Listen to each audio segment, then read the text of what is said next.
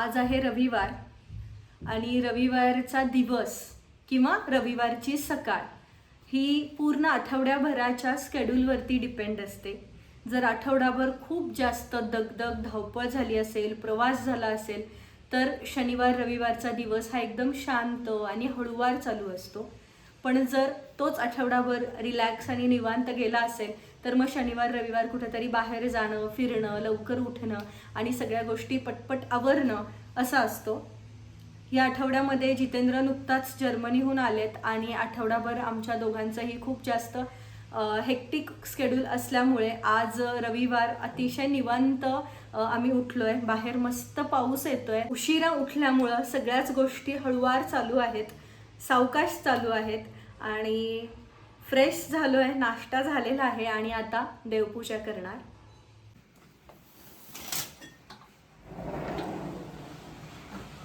अगदी पहाटे उठून देवपूजा होत नाही, पण होतच नाहीये असं नाहीये.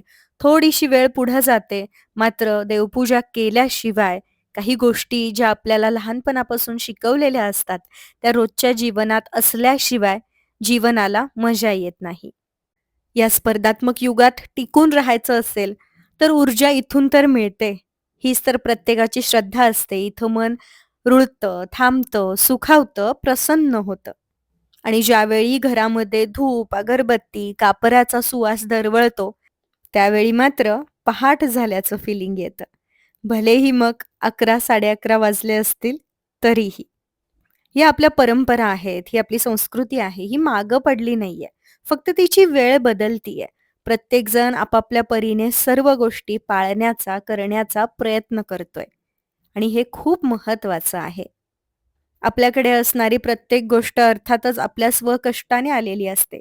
पण त्याचसोबत कुठेतरी काहीतरी एक ऊर्जा असते, एनर्जी असते, परमेश्वराचे आशीर्वाद असतात आणि या सगळ्या गोष्टी आपल्याकडे येत असतात. म्हणून कृतज्ञ राहण्यासाठी ही सगळ्यात महत्त्वाची कृती आपल्या रोजच्या जीवनात असलीच पाहिजे. स्वयंपाकाची तयारी चालू आहे आणि सकाळी नाश्त्याला आम्ही दडपे पोहे बनवले होते. त्यानंतर मस्त चहा घेतला. आज जेवणामध्ये चपाती आणि पनीर मसाला असा बेत आहे. दडपे पोहे सकाळचे थोडे अजून शिल्लक आहेत, तेच आम्ही खाणार आहोत. भात बनवणार नाही आहे. आठवडाभर एका ठिकाणी बसून जरी काम असलं तरीही बौद्धिक कष्ट फार होतात आणि मग त्याचा थकवा जाणवतो. बऱ्याचदा शारीरिक कष्टांबद्दल बोलताना आपल्याला पाहायला मिळतं किंवा ते पटकन दिसून येतात. पण एका ठिकाणी बसून ज्यांचं काम असतं त्यांचे कष्ट जास्त करून विचारात घेतले नाहीत किंवा म्हणावं तेवढं अटेन्शन त्याच्याकडे दिलं जात नाही. आणि मग हे 2 सुट्टीचे जे दिवस असतात त्या दिवशी पेंडिंग कामंसुद्धा बरीच असतात. मग जेवण वगैरे झालं, सकाळी भरपूर छान आठवड्याभराची अपूर्ण राहिलेली झोप पूर्ण झाली की मग ही पेंडिंग कामं करायची, असा जनरली बेत असतो. आणि सुट्टी असली की अजिबातच कामाला हात लावायचं नाही असं अजिबात होत नाही. आठवडाभर देखील जागरण बरंचसं झालेलं असतं आणि तरीही कामंही पेंडिंग असतातच. जितकं मोठं पॅकेज असतं किंवा जितक्या मोठ्या पोस्टवरती आपण असतो किंवा जितके जास्त अभ्यासू आपली वृत्ती असते तितकं जास्त ते काम वाढत असतं. आणि मला असं वाटतं की जास्त मोठ्या पोस्टवरती असणं किंवा पॅकेज जास्त असणं म्हणजेच काम जास्त हे असं नाही आहे. जर आपली वृत्तीच अभ्यासू असेल आणि जर आपल्याला सतत नवीन नवीन गोष्टी करण्यामध्ये किंवा शिकण्यामध्ये आनंद मिळत असेल तर आपण खूप जास्त प्रमाणामध्ये एक्सप्लोर करत असतो, बरंचसं वाचन करत असतो, बऱ्याचशा गोष्टींची माहिती घेत असतो आणि हे सगळं करणं म्हणजे देखील एक कामच आहे. आणि याने सुद्धा आपल्या मेंदूवरतीही ताण येतो. म्हणून हा जो दिवस असतो रविवारचा स्पेशली तो अतिशय आरामात आणि शांततेत घालवणं खूप गरजेचं असतं. बऱ्याचदा म्हणतात की शहरामध्ये प्रत्येकजण दारं बंद करून बसतो, आपापल्या कामात व्यस्त असतो. असंही काही ठिकाणी आहे, पण बऱ्याच ठिकाणी सोसायटीमध्ये किंवा बरेचसे आपले पर्सनल ग्रुप्स असतात त्याच्यामध्ये आपण वावरताना, अनेकांना भेटताना, अनेक गोष्टी वेगवेगळ्या पद्धतीने करताना देखील पाहायला मिळतात. वेळ खूप जास्त पळत असते असं आपण म्हणू शकतो. करायचं खूप असतं पण वेळ कमी पडते.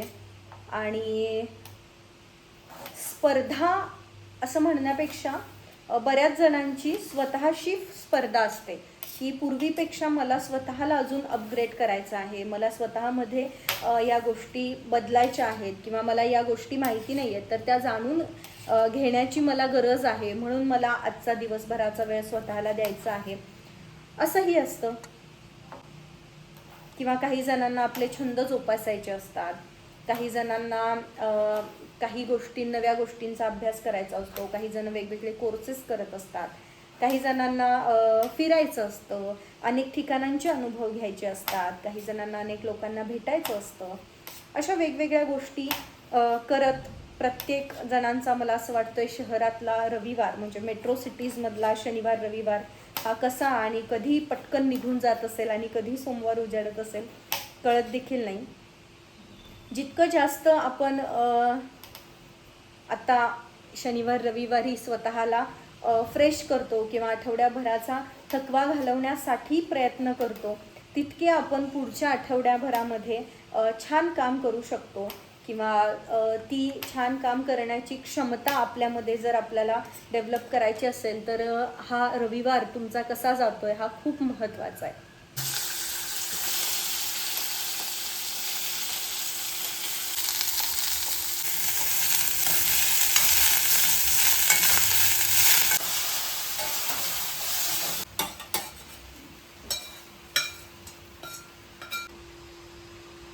गेले 2 वर्ष स्वयंपाक करण्यासाठी ताई होत्या.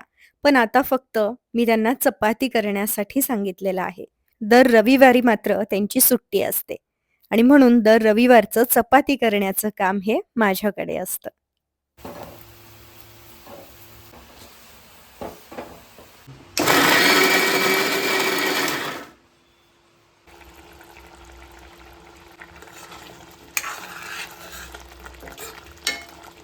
आज संध्याकाळी सोसायटीतले सगळेजण मिळून जेवायला जाणार आहोत. एकमेकांची ओळख व्हावी, थोडासा सगळ्यांसोबत छान फ्रेश वेळ जावा आणि रोजच्या दिनचर्येतून रोजच्या त्याच वातावरणातून एक छोटासा ब्रेक म्हणून हा प्लॅन केला आहे. पूर्वी कसं असायचं, सुट्टी असली की खूप निवांत असायचं सगळं किंवा एकदा ऑफिसमधून घरी आलं की मग सगळं निवांत, पुन्हा त्या कामाकडे बघायची चिंता नसायची किंवा कामाची चिंता नसायची. पण आजकाल सुट्टी प्रॉपर अशी फारशी मिळत नाही. सुट्टी जरी असली तरी कामही करावीच लागतात आणि ऑफिसमधून घरी आलो तरी देखील कामही रात्रंदिवस चालूच असतात. इतकं जास्त धावपळीचं हे जग झालेलं आहे आणि या जगामध्ये टिकून राहण्यासाठी आपल्याला सुद्धा आपली दिनचर्या तशी करून घ्यावी लागते. आपल्याला तिथे टिकून राहायचं आहे, त्यामुळे या सगळ्या गोष्टी, हा जो कामांचा लोड आहे हा आपल्याला स्वीकारावा लागतो, भरपूर काम करावं लागतं आणि मग त्यामुळं याचे बरेचसे तोटेसुद्धा आहेत. बरेचसे शारीरिक तक्रारी होतात किंवा आजार निर्माण होतात, पण तरीही हे सगळं बॅलन्स करून चालत राहण्याचा प्रयत्न हा प्रत्येकाचा सुरू असतो. प्रत्येकजण आपापल्या परीने प्रयत्नात असतो आणि अशा वेळेला कुटुंबाकडून मिळणाऱ्या साथीची, आपलेपणाने विचारपूस करणाऱ्या लोकांची किंवा एकमेकांना मानसिक आधार देण्याची खूप गरज असते. तो जर मिळाला तर मग प्रत्येकच जण थोडंसं आपल्या जीवनामध्ये सुखावतो आणि प्रत्येकाकडे असा हा सुखावणारा कॉर्नर एक असावा असं नेहमी वाटतं. तर आजचा हा हलका फुलका असा व्हिडिओ होता. तुम्हाला कसा वाटला मला कमेंट्समध्ये वाचायला नक्की आवडेल. पुन्हा भेटेन अशाच एका नवीन छान विषयासोबत, व्हिडिओसोबत. तोपर्यंत स्वतःची काळजी घ्या. बाय.